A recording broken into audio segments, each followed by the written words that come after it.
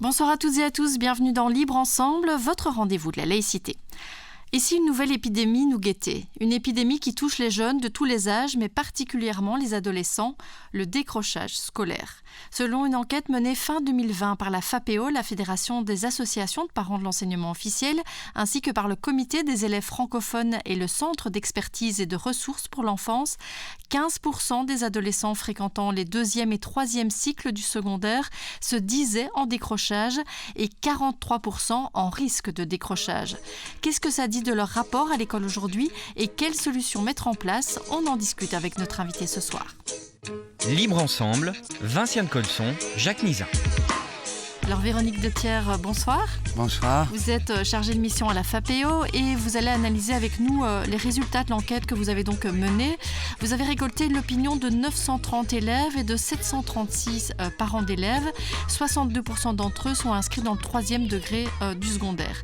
Et on entendra aussi dans cette émission plusieurs témoignages d'enseignants et d'acteurs de l'école qui partagent beaucoup de vos préoccupations.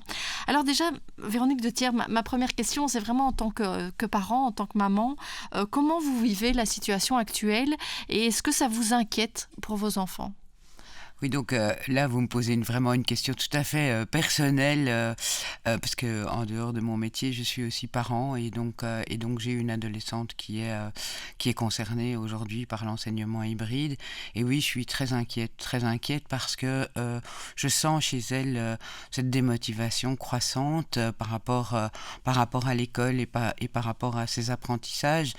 La situation est particulièrement compliquée. On sait que les adolescents à cet âge-là, ils ont besoin de leurs copains, de leurs activités, de rencontres. L'adolescence c'est fait de rencontres.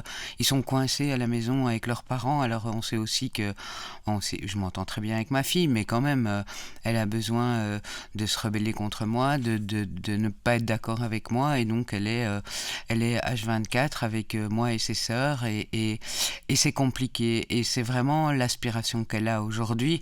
Et ce qu'elle me dit, elle me dit tous les jours, c'est quand qu'on nous libère, c'est quand qu'on nous permet de reprendre nos activités en dehors de l'école.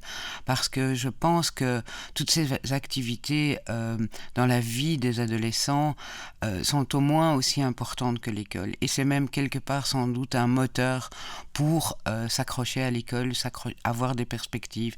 Donc voilà, on vit ça comme on peut, avec évidemment des hauts et des bas, des cris et des larmes, et c'est envahissant à la maison, hein, parce qu'en dehors de ma fille, il y a deux étudiantes dans le supérieur, et donc on doit aussi gérer les connexions parfois compliquées quand on est tous en visioconférence. Oui, c'est vrai qu'il y a les difficultés pratiques, concrètes, qui se combinent aux autres difficultés que vous avez pointées. Alors, l'intérêt de votre étude, c'est vraiment une photographie, je trouve, de la situation d'aujourd'hui, une situation inquiétante. Et avant de creuser les différents résultats que vous pointez, je vous propose d'écouter une autre photographie. On va écouter plusieurs témoignages, finalement, d'enseignants, d'acteurs de l'école. On va entendre un instituteur primaire, un prof de français dans le secondaire et la dernière, Anne Beguin, coordinatrice de la Fabrique de Soie, une école de devoirs située à Tubize, et ils nous parlent tous les trois de leurs propres inquiétudes. Au niveau contact, au niveau scolaire, pour un tiers des élèves, je vais dire, ça a été une catastrophe. Enfin, moi, je pense que c'est un tiers des élèves qu'on a récupérés sont limite décrochage. Je trouve que les inégalités se sont creusées beaucoup plus pendant ce confinement. On a des très bons, on a des très mauvais, mais des élèves moyens, il n'y en a plus beaucoup. C'est ça on essaie de tirer pour qu'on retrouve des classes normales, je vais dire. Mais là, j'ai l'impression que c'est assez compliqué. On ne peut pas directement être en face d'eux et pouvoir leur poser les questions aussi facilement, vérifier de visu qu'ils ont des difficultés. Oui, pour nous, c'est une sacrée différence. Après, c'est aussi l'occasion de se réinventer, mais je pense que de ne plus être confronté aux élèves en classe, en présentiel, oui, c'est un manque pour nous. Et je pense qu'un des publics auxquels il va falloir faire attention, c'est l'ensemble du public scolaire, mais les ados, moi, ça m'inquiète aussi très très fort, parce que ils sont masqués, ils sont distanciels, présentiels, en alternance tout le temps, mais logiquement, un ado, dans cette période difficile de l'adolescence, il se construit à l'extérieur de la famille, beaucoup. de plus en plus, il sort, il est avec ses copains, il décide de voir qui il veut, etc., etc. Et donc, tout ce lien des adolescents avec le monde extérieur, avec les copains à l'extérieur, avec les activités à l'extérieur, etc., il est complètement mis entre parenthèses. Et donc, ça, c'est assez inquiétant, en fait. Oui, on voit effectivement que cette dernière partie, c'est une des préoccupations que vous pointiez et qui se retrouve dans l'étude. C'est vraiment une inquiétude aussi, de façon plus générale, pour la santé mentale de ces jeunes. Oui, évidemment. Je pense que ce dernier témoignage, c'est vraiment flagrant, cette violence dans cette crise par rapport à ces adolescents dont on se préoccupe peu, en fait, et pas assez. On a beaucoup parlé des enfants, on a beaucoup parlé des vieux, mais on oublie toute cette tranche d'âge où on l'explique très bien dans le témoignage, où ces jeunes sont en construction. Et donc oui, il y a une inquiétude pour la santé mentale de ces jeunes et pour finir, chacun fait ce qu'il peut dans le système, dans la situation dans laquelle on est, mais pour finir, assez peu d'endroits où ils peuvent déposer leurs difficultés, leurs paroles, et où ils sont peu consultés, en fait. On leur demande peu. Mais de quoi avez-vous besoin? Quelles sont vos préoccupations? Je pense qu'il est urgent de s'en soucier parce que les conséquences risquent d'être dramatiques. Et vous me disiez ici en préparant l'émission que l'avantage peut-être de votre étude, c'est que certaines écoles se sont du coup préoccupées de ça et ont commencé à prendre la parole des élèves, à écouter les élèves, à leur demander comment ils allaient. Finalement, c'est peut-être une des choses positives qui... En tout cas, nous, on a fait le choix de sortir les résultats de l'enquête le jour de la rentrée scolaire. On a rencontré aussi la ministre sur ces questions-là. Et en tout cas, ce sont de nombreux témoignages qui me reviennent. C'est que il y a... Je ne dis pas qu'ils n'en avaient pas conscience, mais en tout cas, le fait d'avoir insisté sur cette question-là et sur cette thématique fait que des témoignages nous reviennent du fait que les écoles consultent et interrogent les élèves sur leurs sentiments, sur le fait que comment est-ce qu'ils vivent cette période. Et donc, c'est un point très positif. Donc, c'est vraiment important. Et je pense que de plus en plus d'écoles sont en train de mettre ce point à l'ordre du jour et de s'en préoccuper. Et franchement, chapeau, parce que c'est pas facile non plus. Et ça change un peu, ça bouscule un peu leurs habitudes voilà. à elles aussi. Alors, abordons un peu l'absentéisme. Donc, le 15 novembre 2019, 5676 élèves avaient été signalés à la Direction générale de l'enseignement parce qu'ils avaient cumulé une semaine d'absence au cours. Le 15 novembre 2020, donc un an plus tard, ils étaient 7838 dans la même situation. Donc, une augmentation de 40% de l'absentéisme en un an. Ça paraît énorme quand on le dit comme ça. Oui, quand on le dit comme ça paraît énorme. Mais ce qui est important, c'est quand même de relativiser ces chiffres. Donc ça concerne en fait tous les élèves qui sont en âge d'obligation scolaire et qui sont signalés à la Direction générale de l'enseignement obligatoire comme ayant plus de 9 demi-jours d'absence. Donc ça n'est pas que les élèves de 3e secondaire. Et il y a différents facteurs qui font que cet absentéisme va croissant. Je veux dire, des parents qui ne mettent pas leur enfant et qui jonglent un peu avec les demi-jours d'absence. Donc oui, de toute façon, les chiffres sont inquiétants. C'est une augmentation inquiétante et c'est un signe aussi que ce décrochage scolaire est présent de manière visible, puisque les chiffres de l'absentéisme, c'est la pointe de l'iceberg. C'est ça, j'allais dire, c'est la pointe de l'iceberg, parce qu'évidemment, là, on est dans des personnes qui sont signalées comme ayant des problèmes, effectivement, d'absentéisme, mais on sait très bien aussi qu'il y a des élèves qui, par exemple, peuvent être présents physiquement derrière leur ordinateur, suivent le cours, mais qui, dans leur esprit, dans leur tête, sont en décrochage, ne sont pas là. Oui, tout à fait. D'ailleurs, dans l'enquête, c'est très intéressant, parce qu'on a questionné les élèves en leur demandant s'ils se sentaient en décrochage ou en risque de décrochage. Donc, en décrochage, 15%. Et en risque de décrochage, 43%. Ce qui est intéressant, c'est qu'on n'a pas défini la notion de décrochage dans l'enquête. Et donc, c'est la perception des élèves. Et donc là, c'est vraiment très, très intéressant parce que ça veut dire que ce décrochage peut tout à fait être vécu assis derrière un banc à l'école. Donc un élève qui se sent en difficulté scolaire, qui n'est plus intéressé par ses apprentissages, mais lui, dans l'enquête, il se signale en risque de décrochage, effectivement. Donc cette question du décrochage, c'est intéressant et c'est important qu'on y travaille parce que ce n'est pas que ces élèves signalés, c'est un phénomène qui commence bien avant et donc il faut évidemment se préoccuper en amont de cette question-là. Alors on va essayer de creuser un peu les raisons peut-être pour lesquelles ces élèves décrochent et on en voit évidemment plusieurs directement, c'est notamment l'enseignement à distance. Mais avant de vous écouter là-dessus, je propose qu'on écoute Pierre Waube. Il est conseiller technique sur le pacte pour un enseignement d'excellence à la FJTB enseignement. Alors pour lui, il y a plusieurs facteurs. Il y a évidemment le fait que de suivre l'école partiellement à distance va entraîner un manque de cadre et aussi une perte de sens. On l'écoute. Une des choses qu'on a vues dans le premier confinement surtout, c'est qu'on a créé des conditions d'apprentissage à distance qui étaient individualisées. C'est-à-dire qu'on avait l'enseignant et de l'autre côté un élève, mais seul chez lui, avec sa machine, mais isolé. Et on a très peu eu de situations dans lesquelles on réunissait la classe, c'est-à-dire où on pouvait faire en sorte que l'ensemble des élèves puissent se voir, puissent dialoguer entre eux, sans la présence nécessairement de l'enseignant. Or, dans une école, ces moments-là sont fondamentaux. C'est les élèves entre eux se soutiennent ou se donnent des aides, en quelque sorte, discutent de ce qui s'est passé. Et tandis que quand l'élève est isolé et puis qu'il est en difficulté, il se sent, il est perdu, c'est-à-dire qu'il n'a pas beaucoup de personnes sur lesquelles se reposer, non seulement, pas nécessairement même pour avoir de l'aide, mais ne fût-ce que pour voir qu'il n'est pas seul à ne pas comprendre et qu'il n'est pas seul en difficulté.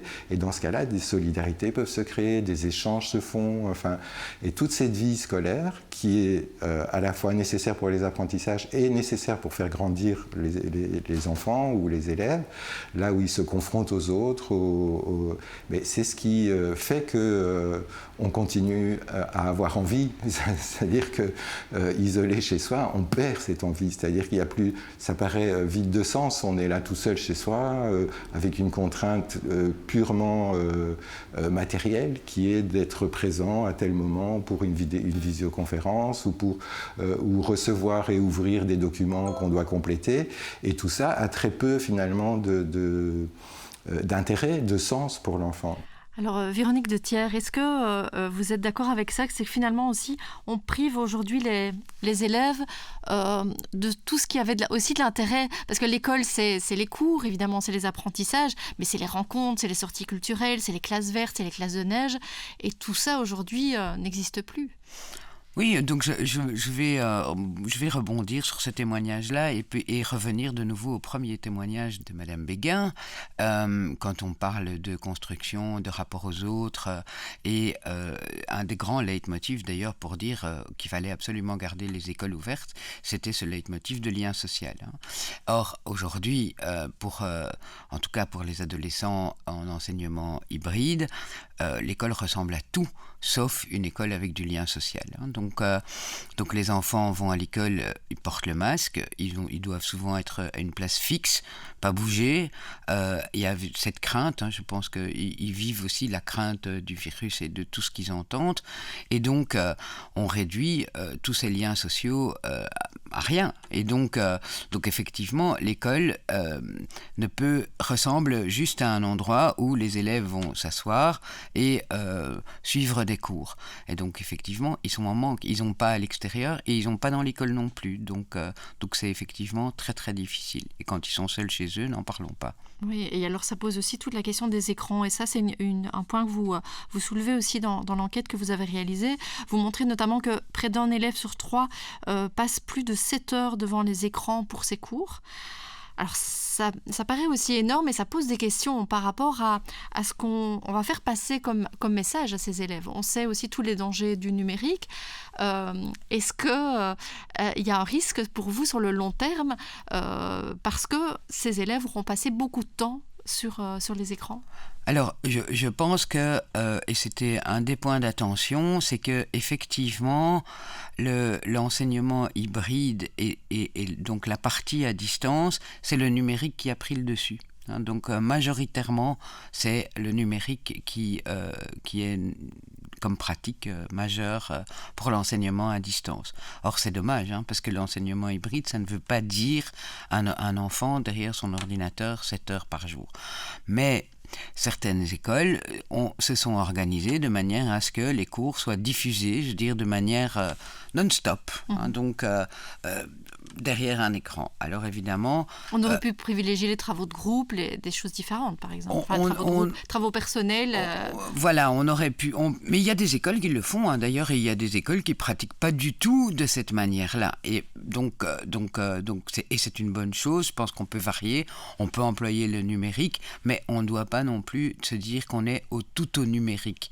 Et surtout qu'on l'emploie de manière, je dirais, comme une télé, quoi. On retransmet un cours et donc il n'y a pas non plus beaucoup d'interactions, etc. Donc moi, je peux observer, donc je peux voir comment ça se passe aussi à l'intérieur dans mon foyer. Et donc ce qui se passe, c'est que les élèves n'ont pas de sens à suivre ce cours. D'abord, ils entendent très mal, ils ne comprennent pas ce qu'ils se racontent, et puis ils en ont très vite marre et ils font un TikTok, ils se lèvent, ils vont faire un TikTok parce que ça les intéresse pas ce qui se passe et qu'ils comprennent rien.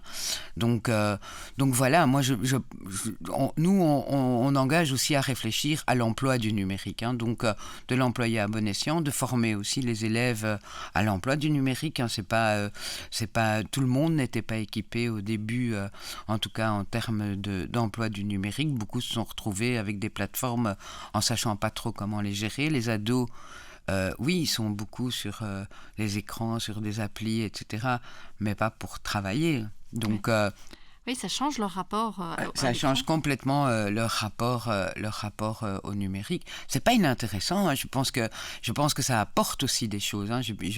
Je jette pas tout à la poubelle, mais je pense que dans certains cas, c'est trop de temps d'écran, parce qu'il faut pas oublier non plus que ce temps d'écran, quand c'est 7 heures pour l'école et que ils n'ont de nouveau pas d'autres activités, il faut rajouter le temps qu'ils passent pour leurs loisirs, puisqu'ils n'ont plus que ça pour échanger avec leurs copains. Donc, ils sont tout le temps sur des écrans.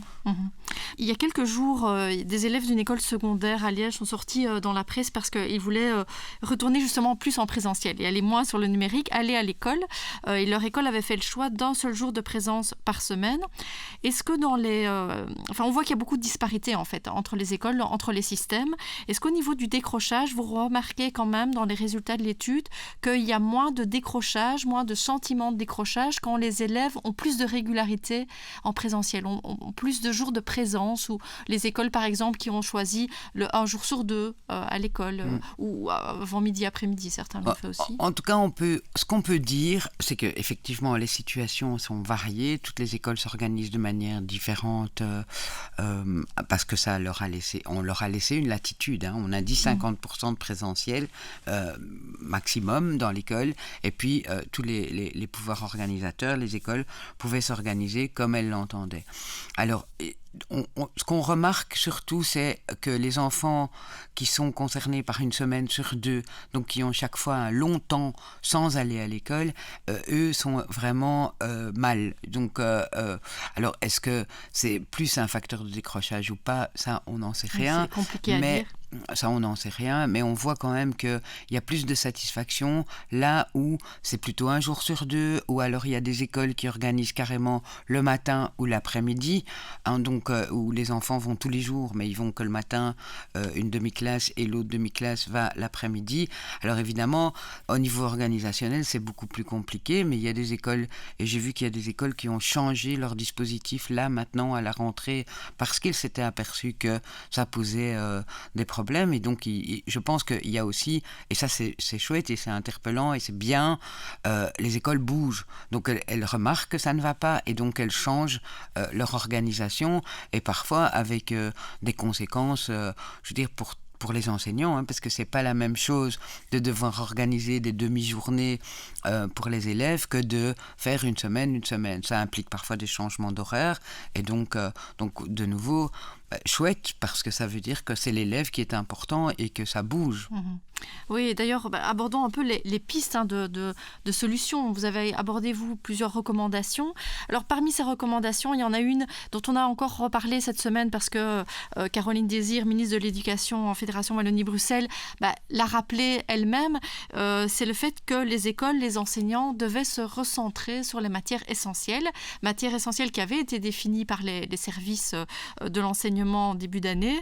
Or, on a l'impression de nouveau que ça dépend très fort des écoles, mais qu'on avait oublié peut-être un peu ça et oublié de se recentrer sur l'essentiel. Voilà, donc ça, je pense que c'est un message hyper important, et on voit effectivement que dans certaines écoles, on continue la course au programme, aux évaluations, on continue à des écoles qui sont hyper compétitrices et qui tiennent à garder peut-être un statut, je veux dire, et qui sont parfois sous pression par les parents aussi eux-mêmes. Je pense que c'est un phénomène qu'on connaît bien. Et donc, ces essentiels, ce sont des balises qui ont été fixées et qui ont été communiquées dès la rentrée scolaire et qui devaient permettre de se concentrer sur les points de matière importants, essentiels pour la poursuite du parcours scolaire. Et donc, aujourd'hui, on voit que ce n'est pas une évidence partout, et donc c'est rappelé. Maintenant, il va falloir aller un petit peu plus loin, c'est-à-dire que ces essentiels doivent être des balises pour la certification de la fin de l'année. Donc, nous, ce qui nous paraît essentiel à la FAPEO, c'est que en fait, ce socle commun s'impose à tous, afin d'éviter aussi peut-être des concurrences malsaines. On voit bien que des écoles jouent le jeu et d'autres pas du tout. Et donc il faut que tout le monde ait le même socle et les mêmes balises, et qu'on évalue sur ces balises en fin d'année. Parce que je pense qu'il y a des enfants qui sont vraiment perdus dans des écoles où on avance beaucoup trop vite, où on les assomme d'évaluations, que les bulletins de décembre ont fait l'effet d'un électrochoc chez certains, et que on voit aussi, et ça malheureusement, que on ne met pas toujours en place des solutions pour les aider. Et donc, on constate, on voit l'échec, on remet le bulletin, et des enfants qui, l'année passée, étaient plutôt des enfants qui n'avaient pas de problème scolaire, on s'aperçoit que maintenant, les enfants, même qui fonctionnaient bien, fonctionnent moins bien. Mais pas de solution. Alors, on va continuer à parler des solutions, mais je vous propose de réécouter Pierre Wob. Donc, je le rappelle, il est conseiller technique pour le pacte d'excellence à la VGTB Enseignement. Et lui aussi va nous parler notamment de l'évaluation et des autres enjeux qui vont vraiment se poser dans les prochains mois. Le premier, ce sera qu'est-ce qu'on va faire avec les examens de fin d'année, et comment est-ce qu'on va évaluer les apprentissages, et quels apprentissages est-ce qu'on va évaluer. Est-ce qu'on va évaluer sur ce qu'ils auraient dû savoir s'il ne s'était rien passé, ou bien est-ce qu'on va les évaluer sur ce qu'on a pu faire étant donné les circonstances. Et donc là, il y a un enjeu qui est extrêmement important, évidemment, puisque si on les évalue sur ce qu'ils auraient dû savoir s'il ne s'était rien passé, eh bien, ceux qui réussiront, c'est ceux qui auront eu des compensations privées de leur famille, donc qui auront pu assurer le fait qu'on a pu avancer dans les apprentissages quasi normalement, parce qu'il y a des aides complémentaires, parce qu'il y a de l'aide à la maison, parce qu'il y a des bouquins à la maison, et des choses comme ça. Et tous les autres, puisqu'ils ne l'auront pas eu à l'école, ils ne l'auront forcément pas eu. Et donc pour moi, il y a vraiment un enjeu là, si on ne veut pas creuser les inégalités, sur la manière dont on va évaluer. Et puis, il y a un deuxième enjeu, qui est l'enjeu de savoir qu'est-ce qu'on va faire pour essayer de compenser ce qui s'est mal passé. Parce qu'il n'y a pas que des retards d'apprentissage, il y a aussi des mauvais apprentissages, c'est-à-dire des mauvaises postures. La première, c'est ça, c'est la mauvaise posture vis-à-vis de l'apprentissage, c'est-à-dire apprendre pour réussir, apprendre uniquement pour réussir les contrôles, les exercices. Pour ce que je disais tout à l'heure, c'était apprendre à faire ce qu'on m'a dit de faire, mais ne pas apprendre. Et ensuite, mais mettre plus de moyens dans les écoles dans lesquels sont concentrés les élèves qui sont en difficulté. Parce que le quasi-marché scolaire crée des énormes inégalités entre établissements, il y a des écoles dans lesquelles toutes ces difficultés se concentrent. Et donc les élèves qui sont le plus en difficulté se retrouvent dans les mêmes écoles. Et il faudra faire de la différenciation au niveau du financement, c'est-à-dire que, mais qui soit plus massive que ce qui a été fait jusqu'à présent. C'est-à-dire qu'il y a une circonstance exceptionnelle là, qui fait qu'il faut vraiment que dans les écoles, en particulier dans les écoles primaires, là où il y a des retards qui risquent d'être des handicaps par la suite pour la suite de la scolarité, dans les apprentissages de base. Et il faudra travailler avec des classes qui sont beaucoup plus petites. Et donc il faudra plus d'enseignants dans ces écoles-là, soit pour des classes plus petites, mais on sait qu'on a aussi des problèmes de locaux. Donc, et pour faire des classes plus petites, il faut avoir des locaux disponibles et on sait qu'il y a une difficulté. Mais là où ce n'est pas possible de faire... Là où il n'y a pas les locaux, de faire du co-enseignement et d'avoir des possibilités d'accompagnement plus personnalisées vis-à-vis des enfants qui sont en difficulté ou des élèves qui sont en difficulté. Alors, Véronique Detière, je voudrais revenir sur une chose qui a été dite dans ce témoignage de Pierre Waube et qui est revenue dans plusieurs témoignages qu'on a eus d'enseignants notamment. C'est le fait qu'il fallait redonner aux élèves le désir d'apprendre, les réconcilier avec les apprentissages. Est-ce que vous avez l'impression que c'est effectivement une des conséquences de la pandémie, que ça a déstructuré un peu le rapport des élèves aux apprentissages ? Alors ça, je ne m'aventurerai pas, sur ce terrain glissant, parce que ce constat, c'était un des constats qui a été fait dans le début des travaux du pacte. Donc ils étaient déjà là avant. Donc je pense que c'est un point essentiel, c'est rendre ce plaisir et ce désir d'apprendre aux élèves. Donc c'était déjà là avant. Alors que ce soit gravé, certainement, je veux dire, certainement que la situation sanitaire et les conditions d'apprentissage ont aggravé encore cette situation. Mais le constat, il était déjà là. Donc là, je pense que le pacte nous apportera peut-être, sans doute, et j'espère, des solutions, mais le constat était déjà là. Alors juste une chose, on arrive à la fin de l'émission, mais effectivement vous parliez du pacte, vous êtes dans les groupes de travail donc, et vous travaillez sur ce pacte pour un enseignement d'excellence. On sait que c'est une feuille de route, ce pacte pour un enseignement d'excellence, qui a plusieurs étapes. J'imagine que ça a été retardé ici avec la pandémie, mais vous continuez à travailler, il y a des choses qui bougent à ce niveau-là quand même. Oui, donc tout à fait. Je veux dire, le pacte est loin d'être à l'arrêt.